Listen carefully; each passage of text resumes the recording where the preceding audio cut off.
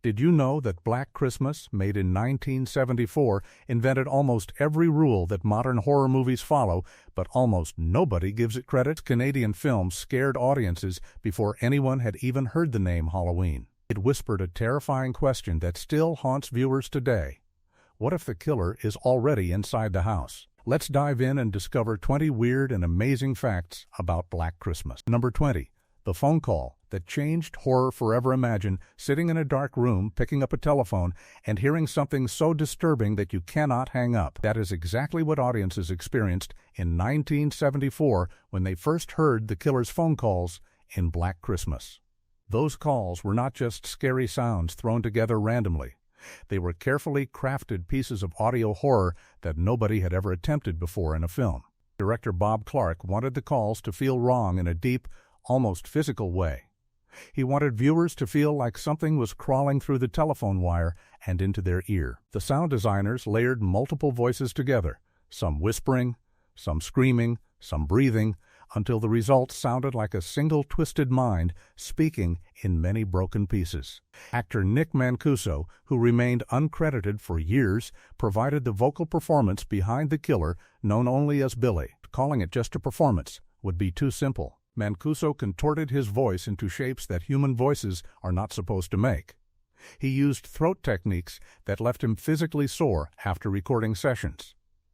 He mixed baby cries, animal sounds, and broken words into a wall of audio terror that still disturbs listeners today, 50 years later. What made the calls even more frightening was their content. They were not threatening in a simple way. They were fragmented, almost poetic in their madness, referencing people and events that made no sense to the women receiving them. It felt like receiving a transmission from another world, one where logic had completely collapsed. Engineers at the time said they had never been asked to create anything like it. They had to invent new techniques just to layer the voices properly. Some crew members refused to listen to the final recording alone in the studio.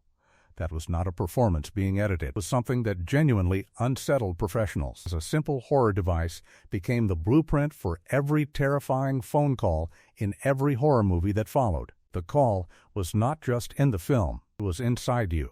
Number 19. A killer you never fully see. The bravest decisions Bob Clark ever made was choosing not to show you the killer's face. Think about that for a moment. In most horror movies, the monster is eventually revealed.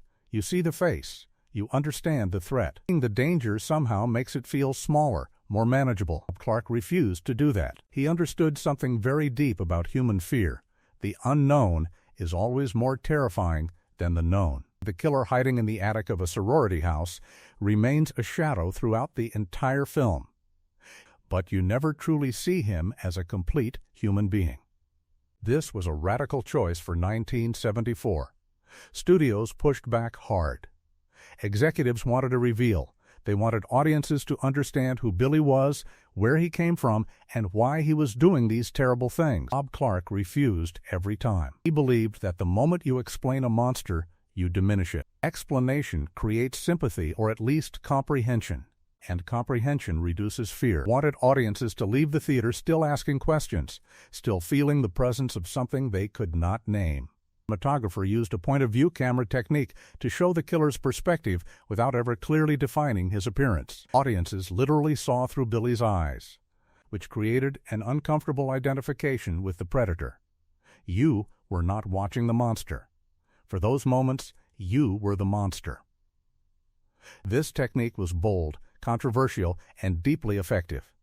Many viewers left the theater feeling guilty about their own engagement with the killer's perspective. Film students would later study those sequences endlessly, to them as early examples of what horror cinema could accomplish when it trusted its audience's imagination.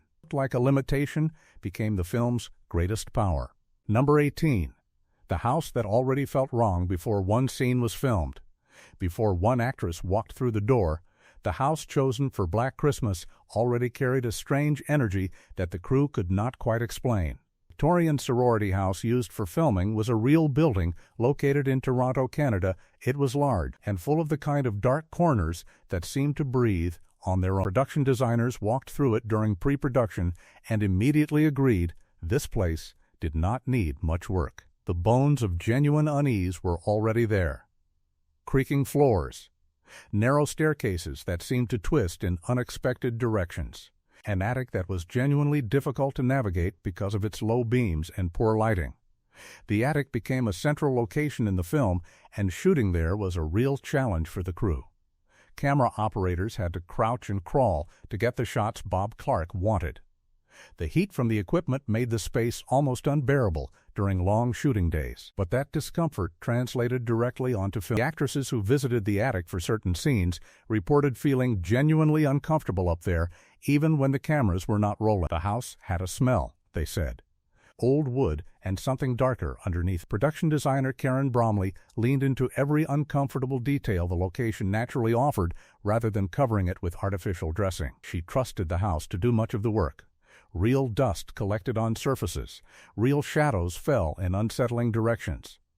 Real sounds moved through old walls in ways that modern buildings simply do not replicate. The location was not just a backdrop. It was almost a character. What looked like a carefully designed set was mostly just an honest old house being itself. Number 17. Olivia Hussey almost said no. Before Olivia Hussey agreed to star in Black Christmas, she had serious doubts. She was best known at that time for her role as Juliet in Franco Zeffirelli's beautiful and romantic Romeo and Juliet from 1968. She was associated with warmth, love stories, and classical beauty. Horror was not part of her identity, and she was genuinely uncertain whether joining a Canadian slasher film would damage the careful image she had built.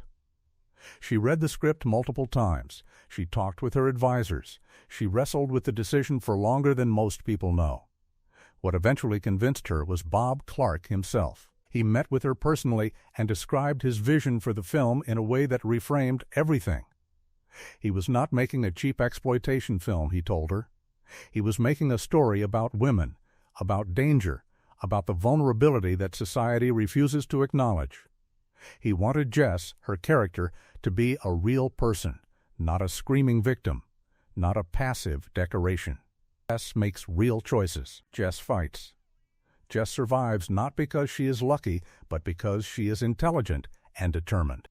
That conversation changed Olivia Hussey's perspective completely. She signed on and brought something to the role that transformed it beyond what the script alone could have achieved. She gave Jess a quiet dignity that made the terror around her feel even more unjust and alarming. Audiences connected with Jess as a real human being, which made every threat to her feel genuinely unbearable. Years later, Olivia Hussey would say that Black Christmas was one of the performances she was most proud of, despite her initial hesitation. It almost cost the film its heart. What looked like a risky career move became one of her finest hours. Number 15. Bob Clark later made a very different Christmas film. Here is something that delights film fans every single time they discover it. The same director who made Black Christmas in 1974 also made A Christmas Story in 1983. Yes, the warm, beloved, funny holiday classic about a boy who wants a BB gun for Christmas was made by the exact same person who invented the modern slasher genre with a film about a killer hiding in a sorority house attic. Bob Clark moved from one Christmas to another, from darkness to light, from terror to nostalgia, and he mastered both completely. This fact almost seems impossible when you say it out loud, but it reveals something beautiful about Clark as an artist. He was not defined by a single genre or a single emotion. He was drawn to storytelling that made audiences feel something deeply, whether that feeling was fear or joy or bittersweet nostalgia for childhood. He reportedly joked about this duality in interviews, describing himself as having made the best Christmas horror film and the best Christmas comedy film, which together covered the full emotional range of the holiday season. The contrast between the two films is so extreme that many audiences simply do not believe it when they first hear it. Film scholars have noted that both movies share a surprisingly similar quality beneath their very different surfaces. Both treat their settings and characters with genuine affection, refusing to look down on them or make them feel disposable. Whether it is a sorority house full of women in danger or a family in Indiana dreaming of the perfect gift, Clark made you care. The darkness and the warmth came from the same creative heart. One director, two Christmases, both unforgettable. Number 14. The film that inspired John Carpenter has spoken openly about the films that shaped Halloween, which he released in 1978. Black Christmas is always near the top of that list. When you watch both films side by side, the conversation between them becomes unmistakable. The killer's point of view shots that open Halloween share their Dina directly with Black Christmas. The suburban setting of ordinary houses and ordinary women being threatened by extraordinary evil came from Clark's playbook. The decision to leave the killer's motivation unclear and his identity partially hidden, that too traces back to 1974. Carpenter absorbed what Black Christmas had done and built something new on that foundation. What makes this connection fascinating and slightly complicated is that Bob Clark himself has claimed in interviews that he and Carpenter had a conversation before Halloween was made in which Clark described his idea for a sequel to Black Christmas. Proposed sequel, the killer would escape and begin terrorizing a nearby town during Halloween. Clark said that Carpenter's film seemed to be very close to that description. Has never confirmed this story in detail, and Clark's claims have been disputed by some. The truth of those private conversations may never be fully known. What is undeniable is the creative relationship between the two films. Black Christmas came first, find the grammar of a new kind of horror story. Halloween took that grammar and wrote it in a language the whole world understood. Without the Canadian film, the American classic might have looked very different. Students surpassed the teacher in fame. Teacher taught the lesson first. Number 13. The Babysitter Call Origin Story. You have almost certainly heard the phrase "the call is coming from inside the house." It is one of the most famous lines in horror history. Many people associate it with various films, but its origins trace back to a story that was circulating in 1974 when Black Christmas was made, an urban legend about a babysitter receiving threatening calls that were eventually traced to another phone in the same house. Black Christmas played with this urban legend directly. The idea that the threat is not outside the door but already within your walls, already breathing the same air as you, was something that Bob Clark found endlessly fascinating. He took the babysitter legend and transplanted it into a sorority house setting, making the trapped women a group rather than an individual, and making the threat both more domestic and more suffocating. The moment in the film when the police realize the calls are coming from inside the house is constructed for maximum impact. The audience has been given just enough information throughout the film to feel the dread building before it hits. When the revelation comes, it is not a surprise exactly. It is a confirmation of the worst thing you had already started to suspect. That structural choice, letting the audience sense the truth slightly before the characters do, creates a special kind of horror. You want to warn the characters. You feel helpless because you cannot. The distance between your knowledge and their ignorance is where the terror lives. Black Christmas understood that architecture of dread better than almost any film before it.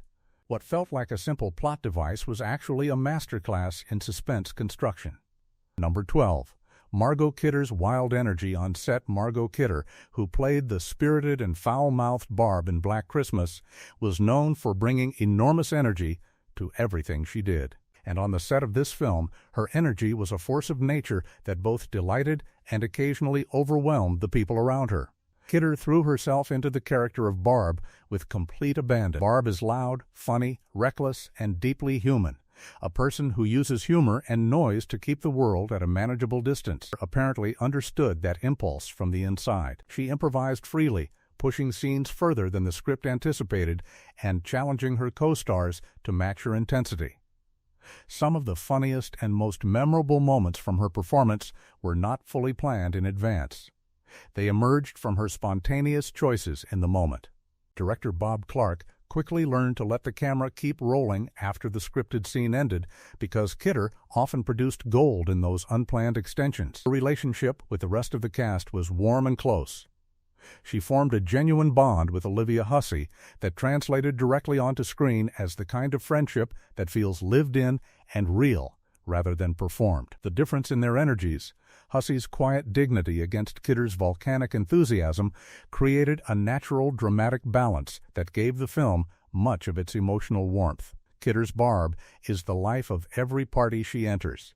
She is also the character whose fate hits hardest precisely because she is so vivid. Losing the loudest voice in the room creates a silence that the film uses beautifully. What looked like chaos in the performance was carefully channeled lightning. Number 11. The legendary final shot. The ending of Black Christmas remains one of the most debated and discussed final images in the entire history of horror cinema. After the chaos of the night, after the police have arrived and the immediate danger appears to have passed, the camera does something extraordinary, pulls back from the house slowly. The lights are on. Someone is safe inside. And then the phone begins to ring. The killer is still in the attic. He is still there. Nobody knows. The film ends. No resolution. No capture. No final confrontation where the monster is defeated and order is restored. Just a ringing phone and a house full of oblivious people standing next to a predator they cannot see. Bob Clark fought for this ending with every ounce of his creative authority. The studio absolutely hated it. They wanted resolution. They wanted audiences to leave feeling that justice had been served. Clark understood that giving audiences that comfort would betray everything the film had worked to achieve. Horror that resolves neatly lies to its audience. Real danger does not always announce itself with a final dramatic confrontation. Sometimes the threat simply continues, unseen and unacknowledged, while the world moves on as if nothing happened. That is the thought that genuinely disturbs human beings. Not the monster in the open, but the monster that remains hidden while life continues around it. The ending polarized audiences in 1974. Some were furious. Some were devastated. Some walked out of the theater in complete silence because they did not know how to process what they had felt. Film students have analyzed that final shot in countless essays. Choice. Endless conversation. That wasn't just a scene, it was a philosophical statement about danger and obliviousness. Number 10. The film was shot entirely in Canada at a time when Hollywood productions dominated the horror genre. Black Christmas was made entirely in Canada with a largely Canadian cast and crew. This was not simply a logistical decision, it was a creative identity. The Canadian film industry in the early 1970s was finding its voice, and Bob Clark was one of the filmmakers leading that charge. Shooting in Toronto gave the film a specific kind of visual character that feels slightly unfamiliar to American audiences, even if they cannot quite name why. The architecture, the light, the atmosphere of a Canadian winter, all of it seeps into every frame. The cold is not just a weather condition in Black Christmas. It is a presence. You can feel it through the screen. The breath of the actresses misting in the night air. The way the snow makes the world outside the sorority house both beautiful and isolating. The darkness of a Canadian December night is different in quality from what you find in Los Angeles or New York, and the film captures that darkness honestly. The Canadian production context also meant that the film operated with a slightly different set of cultural assumptions than an American production would carry. The horror felt less attached to specific American anxieties and more universal as a result. Any house, any city, any group of young women in any country could find themselves in this situation. The Canadian identity of the film was initially seen as a limitation by some distributors who worried that American audiences would not connect. They were wrong. The universality of the fear transcended every border. What looked like a local production became a global nightmare. Number 9. The title almost changed everything. Before the film was released under the name Black Christmas, it went through several different titles, and the history of those changes tells a fascinating story about how Hollywood thought about horror in 1974. The film was originally shot and initially circulated under the title Stop Me. This was changed to Stranger in the House before the filmmakers settled on Black Christmas for the Canadian release. When the film was distributed in the United States, the studio decided that the title Black Christmas was not commercial enough. They changed it to Silent Night, Evil Night for the American theatrical release, and in some markets it was released as Silent Night, Bloody Night, confusingly sharing a name with a different film entirely. The title changes created real market confusion that hurt the film's performance in ways that are difficult to fully calculate. Audiences did not know what they were looking for. Promotion was inconsistent. Different posters carried different names for the same movie. Bob Clark was reportedly frustrated by the title shuffling, which he felt undermined the carefully crafted holiday horror identity he had designed for the film. The juxtaposition of Christmas imagery against genuine terror was intentional and central to his creative vision. Calling the film Silent Night, Evil Night drained some of that specific irony away. Black Christmas said exactly what the film was.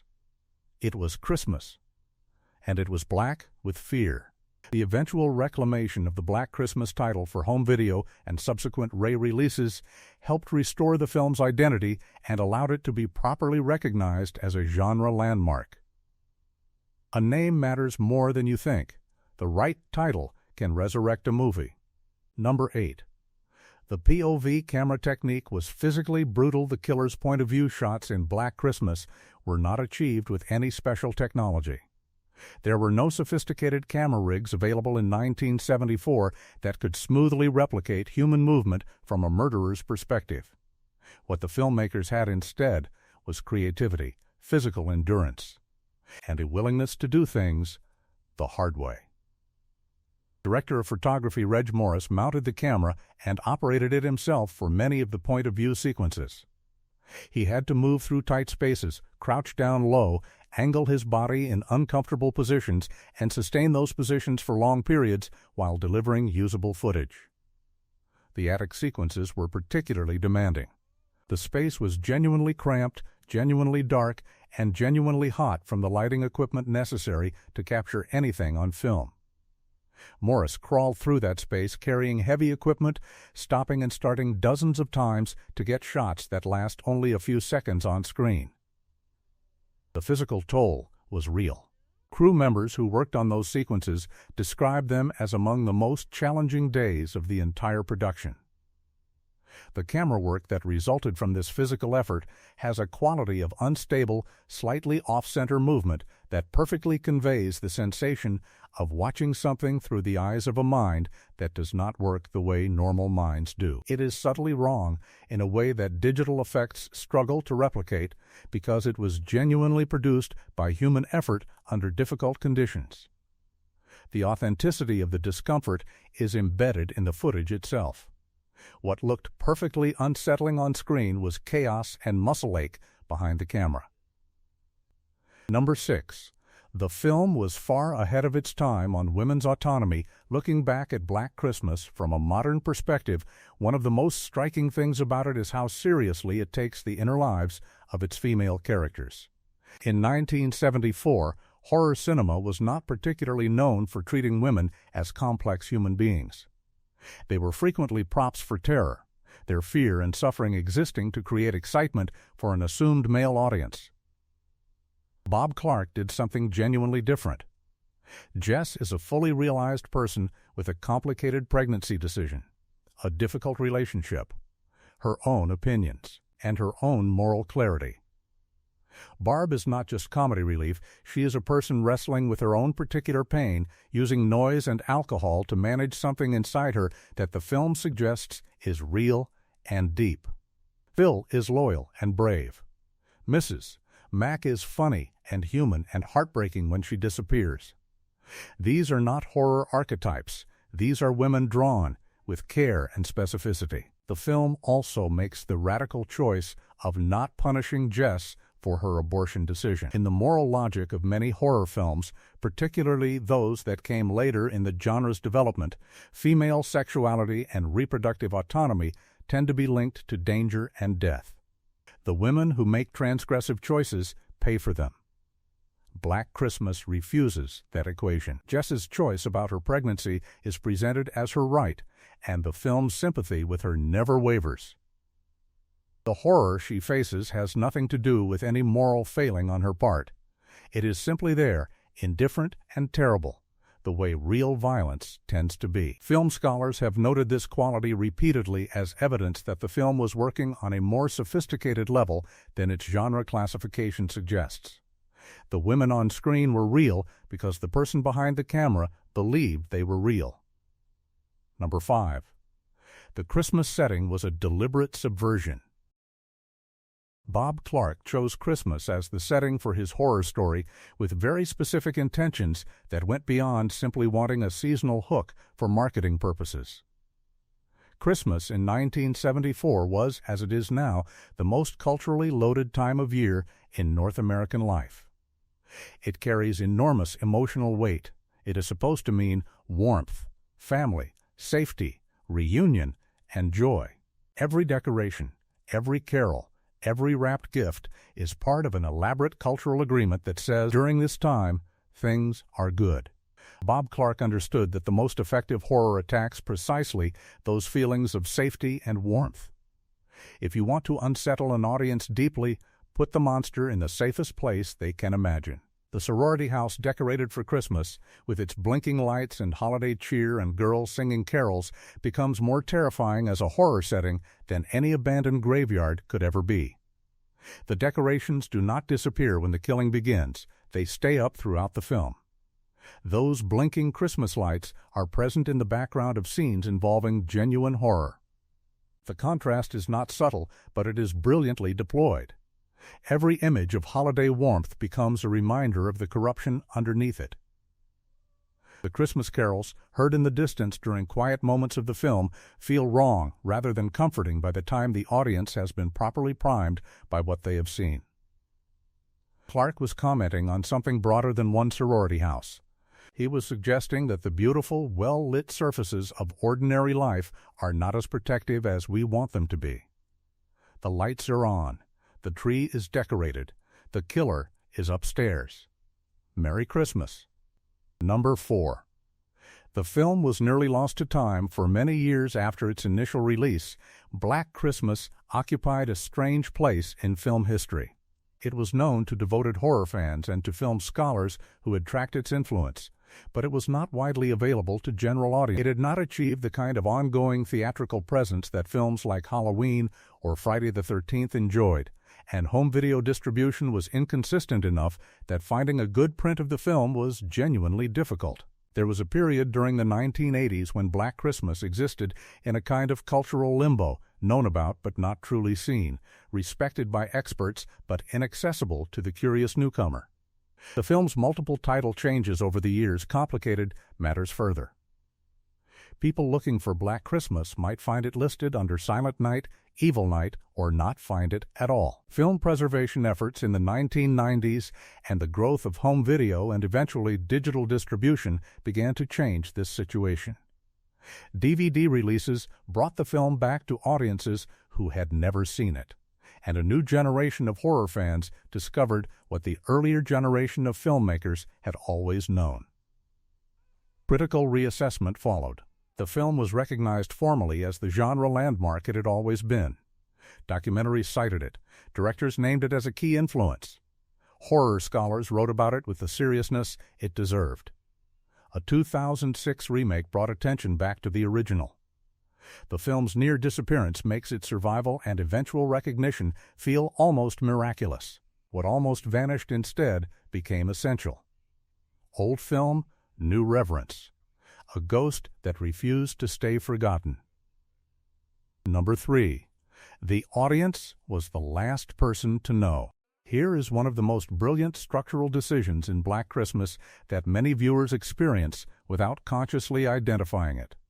Throughout the film, the audience is given information that the characters inside the sorority house do not have. You know the killer is in the attic before anyone else in the story knows. You see the shadows, hear the breathing, feel the presence. This gap between what you know and what the characters know is not accidental. It is the entire engine of the film's suspense. Alfred Hitchcock, the master of suspense, described the difference between surprise and suspense with an analogy about a bomb under a table. If two people are talking at a table and a bomb suddenly explodes, the audience feels 15 seconds of shock.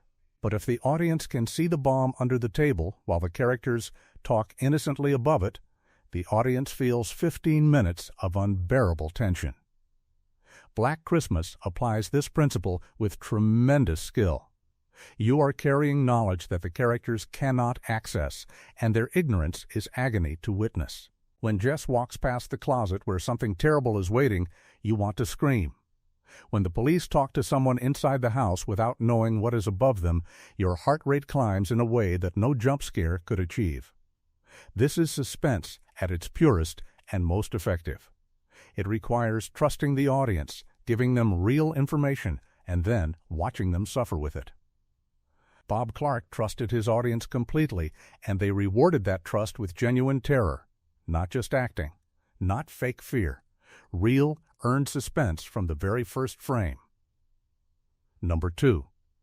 The film changed the rules without anyone realizing it. When Black Christmas was released in 1974, nobody wrote articles calling it a genre-defining masterpiece.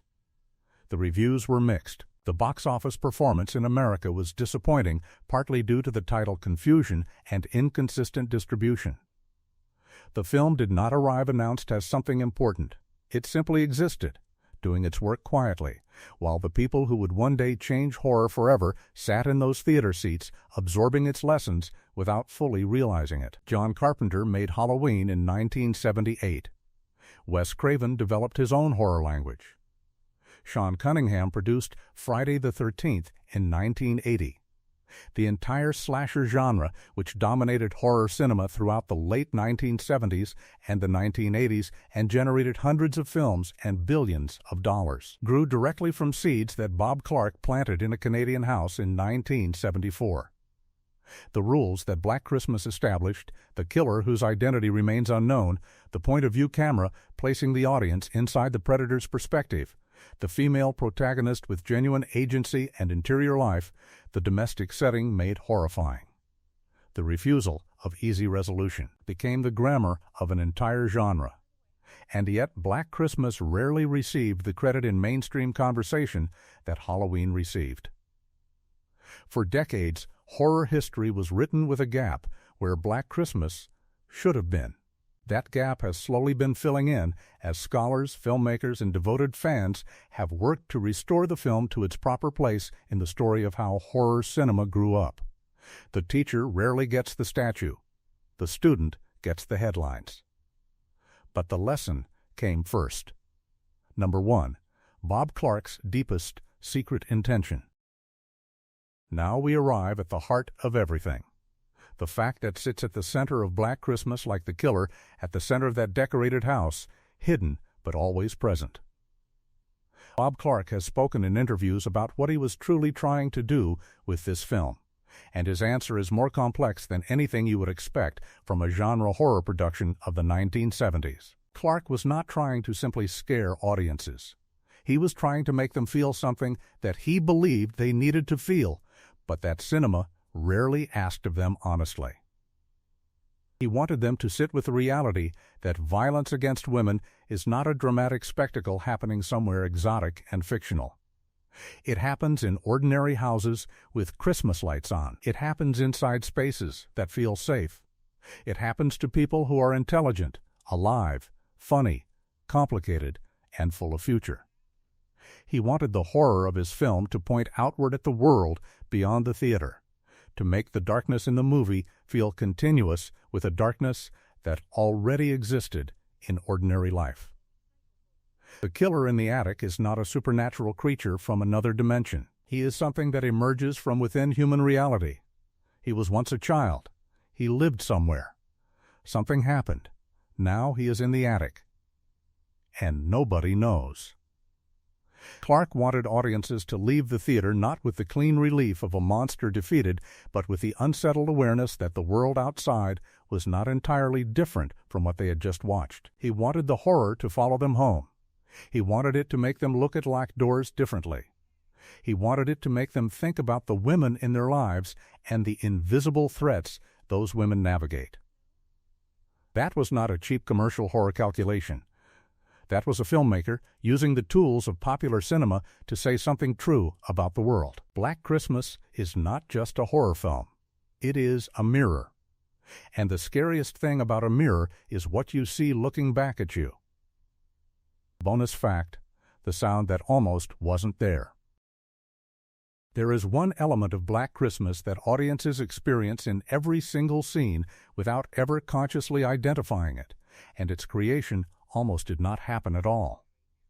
Throughout the film, beneath the music, beneath the dialogue, beneath the sound effects, there is a layer of what sound designers call an underlying tone, a frequency that operates at the edge of human hearing, present but not quite identifiable as a specific sound. It creates a feeling of unease in the listener without the listener being able to point at any specific sound and say, "That is what is disturbing me."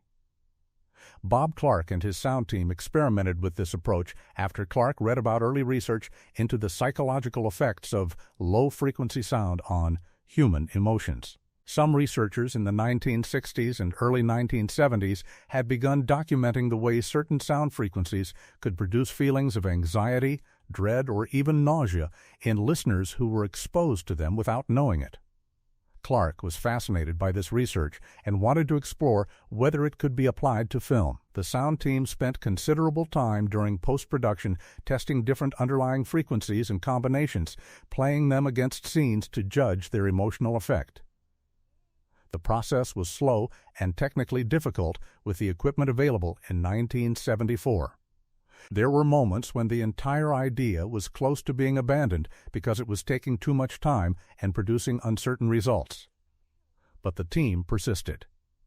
The final version of the film includes these tonal layers in specific scenes where Clark wanted the audience's unease to be at its maximum. Nobody in a theater in 1974 was sitting there thinking, "I hear a low-frequency tone."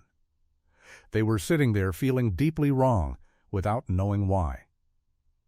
That is the most effective kind of horror craft, the kind you feel in your body before your mind can name it. Old sound science, new terror. One persistent team changed the way horror sounds forever. Black Christmas is not simply a horror film from 50 years ago that happened to be made before the more famous ones. It is a work of genuine courage, a film that decided to take its audience seriously, to treat its female characters as full human beings, to refuse the comfort of easy resolution, and to say something true about violence and obliviousness and the fragile nature of the safety we surround ourselves with.